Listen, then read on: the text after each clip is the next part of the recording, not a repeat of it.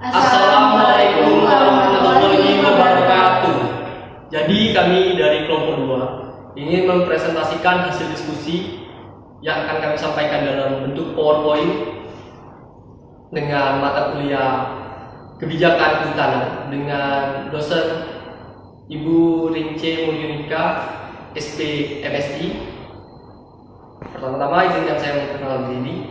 Saya Saina Apelianto dengan NIM D1 di 022073. Saya Dinda Syahni dengan NIM D1 D022021. Saya Fajar Firmanda dengan NIM D1 D022059. Jadi mari kita mulai presentasi PowerPoint kami dengan judul Teori terkait pengambilan dan kegagalan dalam suatu kebijakan. Selamat menyaksikan. Berikut beberapa pendapat ahli yang kami kumpulkan terkait pengambilan, pembentukan, dan kegagalan dari suatu kebijakan yang telah kami baca. Mengapa menurut kami pendapat ahli itu perlu? Karena dalam suatu ilmu itu diinginkan adanya sebuah perkembangan dan inovasi. Jadi pendapat-pendapat dari ahli-ahli terdahulu memang dapat menjadi suatu dasar untuk pembentukan kebijakan ke depannya. Seperti yang pertama dijelaskan oleh Lin Brown tahun 1968 bahwa ia menyatakan kebijakan merupakan suatu proses yang selalu terbentuk, yang tidak ada awal dan akhir. Begitu juga dengan permasalahan yang ada, itu selalu berkembang dengan kebutuhan dan kegiatan dari masyarakat. Yang kedua, menurut Krum 2005, bahwa kebijakan kehutanan itu hadir untuk sebagai proses tawar-menawar konflik sosial yang ada di lingkup kehutanan dalam pemanfaatan, perlindungan hutan, dan penyelarasan dengan program-program yang ada di sektor kehutanan. Dan yang ketiga, menurut Wahab tahun 2004, kebijakan kehutanan berorientasi kepada dua hal. Yang pertama goal oriented dan yang kedua merupakan problem oriented. Untuk poin pertama akan dibacakan oleh teman saya persilakan. Baik, di sini saya akan membacakan poin pertama, yaitu faktor terkait pengambilan keputusan dalam kebijakan kehutanan. Faktor pengambilan kebijakan yang pertama adanya tekanan dari luar.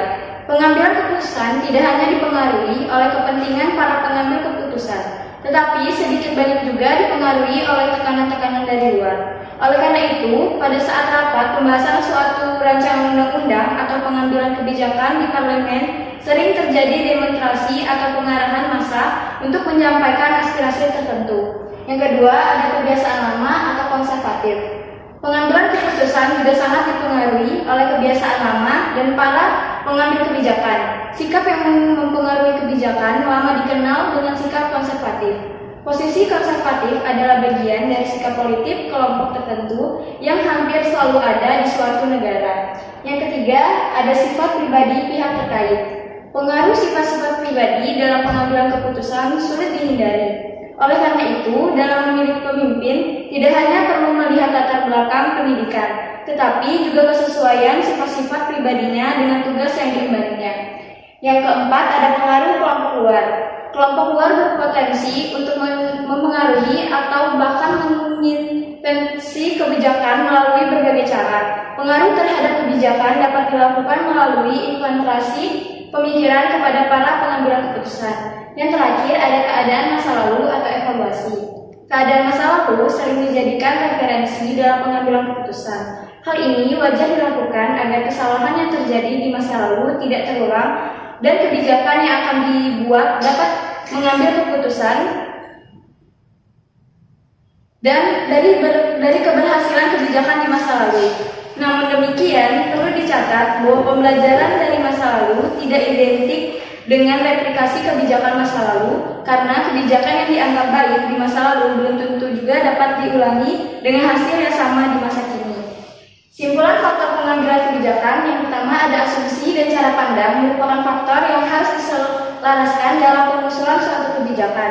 Yang kedua, ada banyaknya kepentingan di atas terbatasnya sumber daya yang ada merupakan penyebab kegagalan. Yang terakhir, ada kepentingan bersama yang menyimpang merupakan faktor utama yang paling destruktif. Dalam pengambilan kebijakan dilandasi dengan tujuan antara goal oriented dan solving oriented. Dalam pengambilan suatu kebijakan merupakan medan perang dengan kepentingan setiap kelompok. Poin kedua akan dilanjutkan oleh teman saya. Oke, jadi pada poin kedua, yaitu tipologi model dalam pengambilan dan penggunaan suatu kebijakan yang telah dibentuk. Jadi pertama-tama kita harus mengerti istilah dari tipologi. Tipologi merupakan suatu pengompokan atau penggabungan dari suatu teori dan suatu permasalahan yang ada. Dan dalam hal ini, tipologi itu dibagi dalam beberapa model yang ada. Yang pertama, pure rationality model. Yang kedua, economical rationality model. Yang kedua, sequential rationality model. Dan yang keempat, instrumental atau yang bisa kita kenal itu improvement model. Dan yang nomor 5, satisfying model. Dan yang terakhir, optimal model. Jadi pada poin ini kita akan menjelaskan apa maksud dari model-model yang disajikan di depan ini. Yang pertama, pure rationality model. Pure rationality model merupakan pemikiran akal sehat dan sesuatu yang kita ketahui kebenarannya bersama.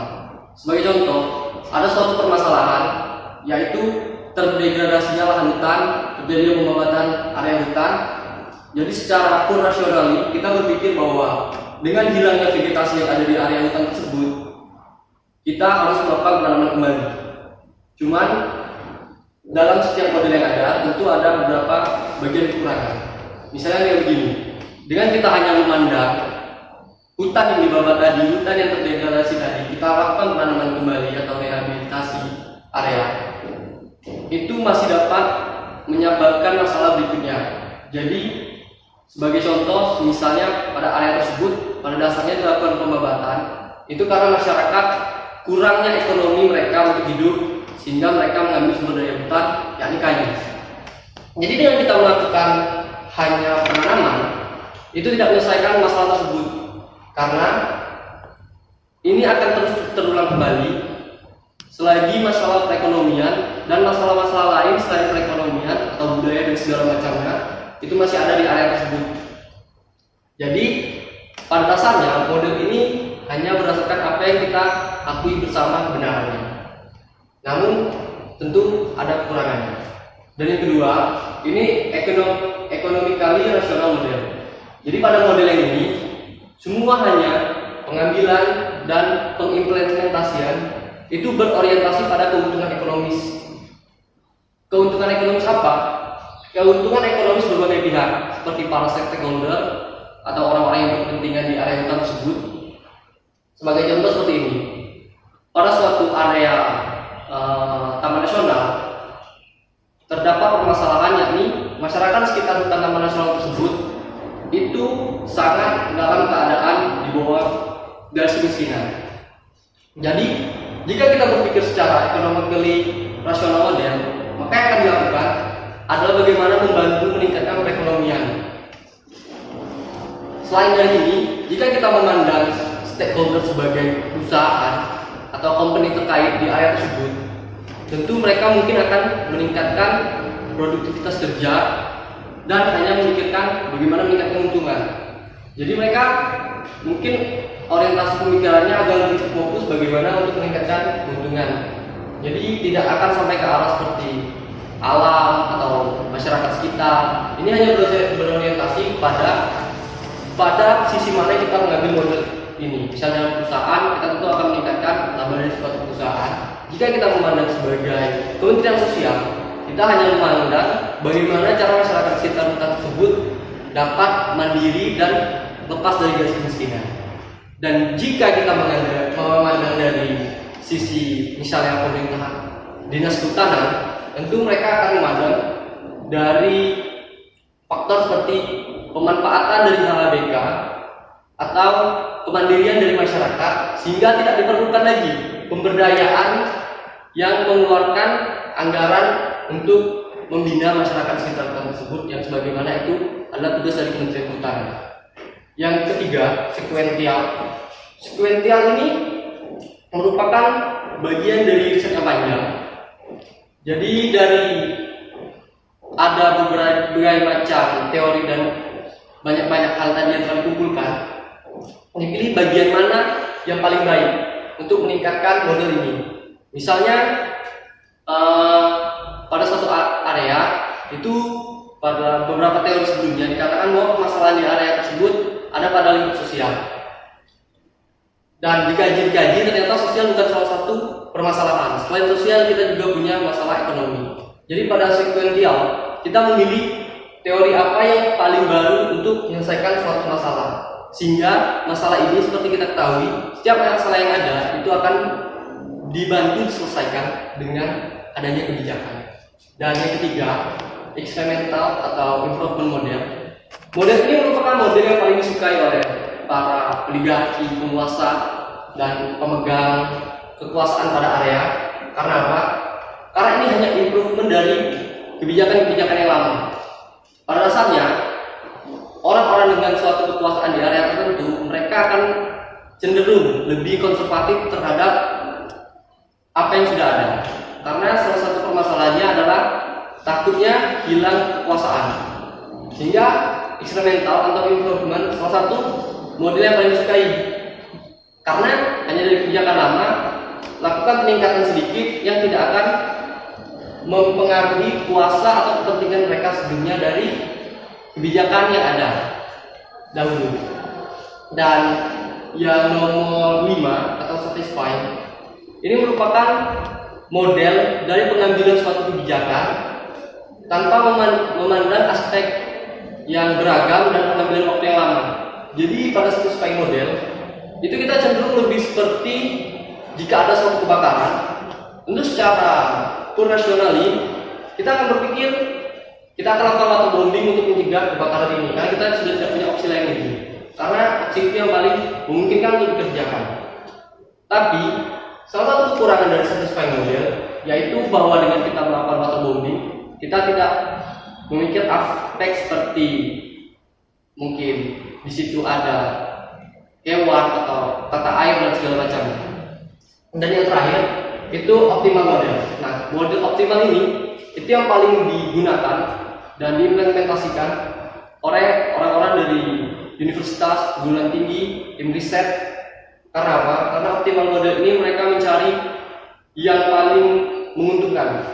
Cuma perbedaannya dari sekuensial, jika optimal model ini itu diambil jika suatu permasalahan itu masih bisa diriset dengan waktu yang panjang, masih bisa dikerjakan dalam waktu yang panjang, dan tidak membutuhkan persoalan secara cepat, maka dipilihlah optimal model.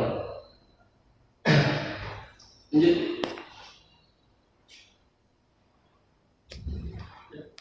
Baiklah, untuk poin selanjutnya akan dibacakan oleh teman saya.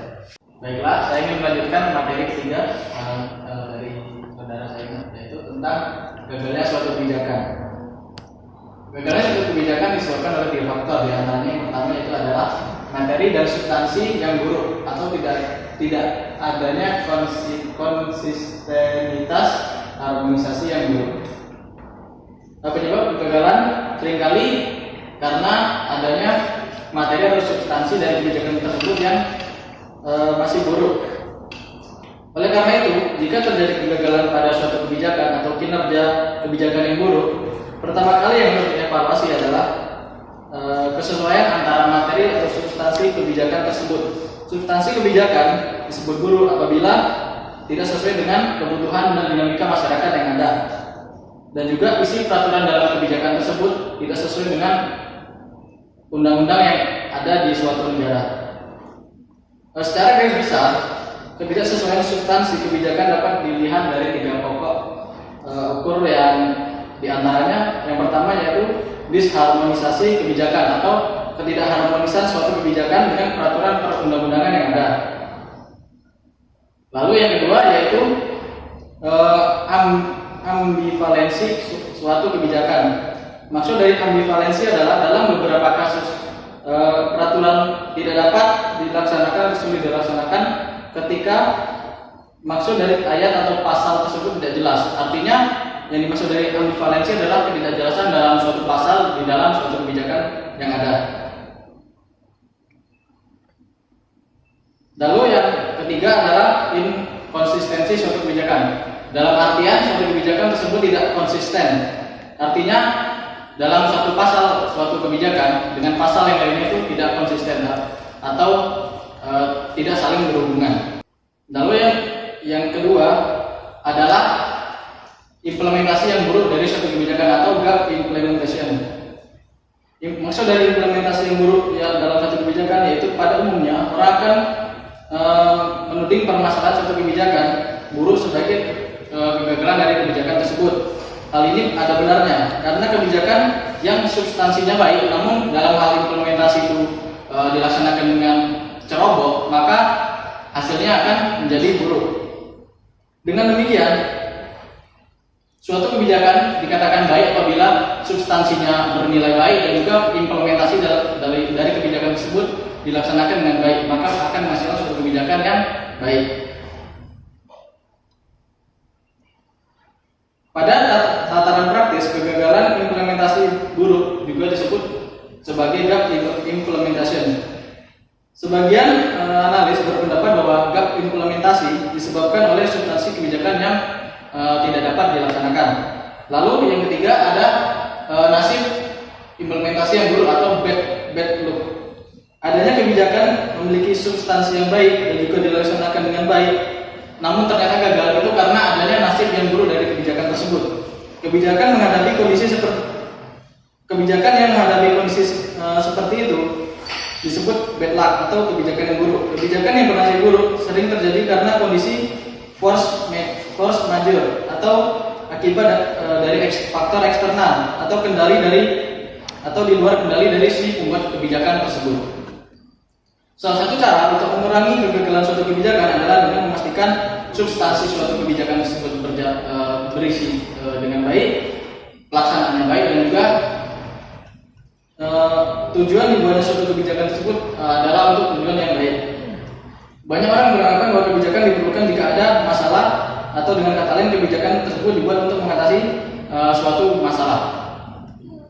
Anggapan ini ada benarnya, tetapi tidak sepenuhnya benar karena ada juga kebijakan yang berorientasi untuk mengatasi masalah. Ada pula kebijakan yang berorientasi pada pencapaian suatu kelompok tertentu saja. Lalu ada juga faktor penyebab gagalnya suatu pengembangan. Yang pertama yaitu cara berpikir yang sempit.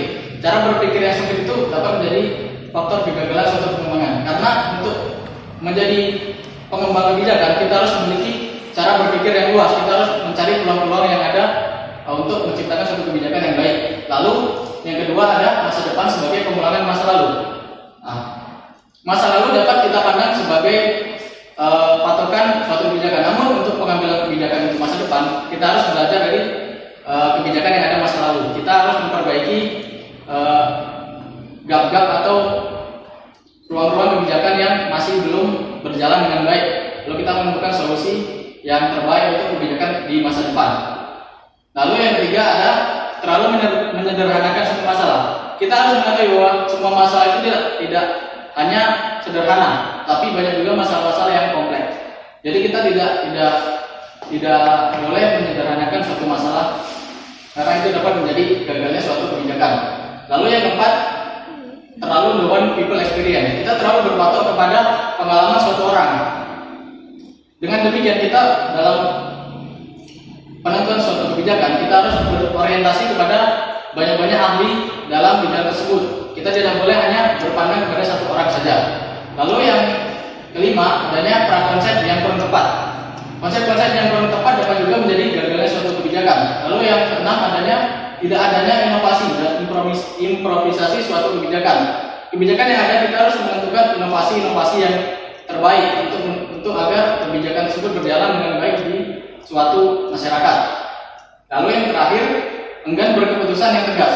Sebagai penegak kebijakan, kita harus menjadi seseorang yang tegas dalam mengambil suatu kebijakan. Terima kasih. Jadi di sini saya akan menjelaskan tentang 3 elemen penting dari bagaimana suatu kebijakan itu dapat diimplementasikan dan membuahkan hasil sebuah kesuksesan.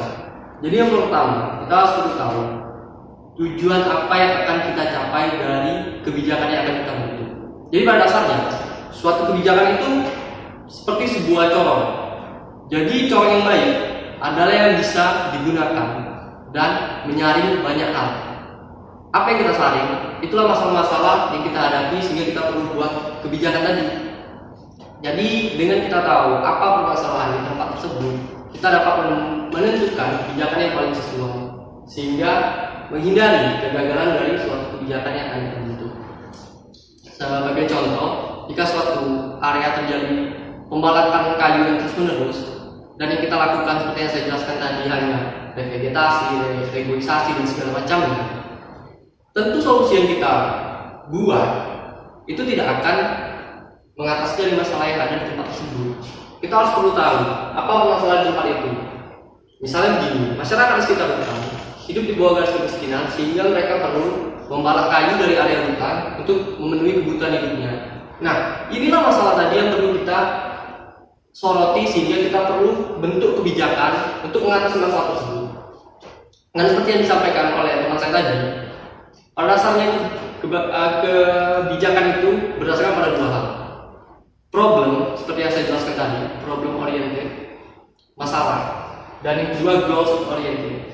Biasanya goals oriented ini akan dilaksanakan oleh orang-orang dinas, orang pemerintahan, karena mereka hanya berdasarkan tujuan apa yang ingin mereka raih dari kebijakan tersebut. Sebagai contoh, itu misalnya terjadi kelangkaan populasi dari tanaman durian di Taman Hutan Raya Sultan Talas Republik.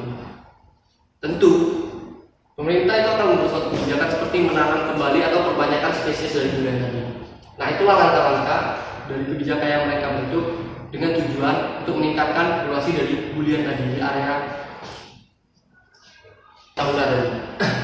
Yang kedua, itu luasnya taktik dan strategi demi tujuan yang kita inginkan.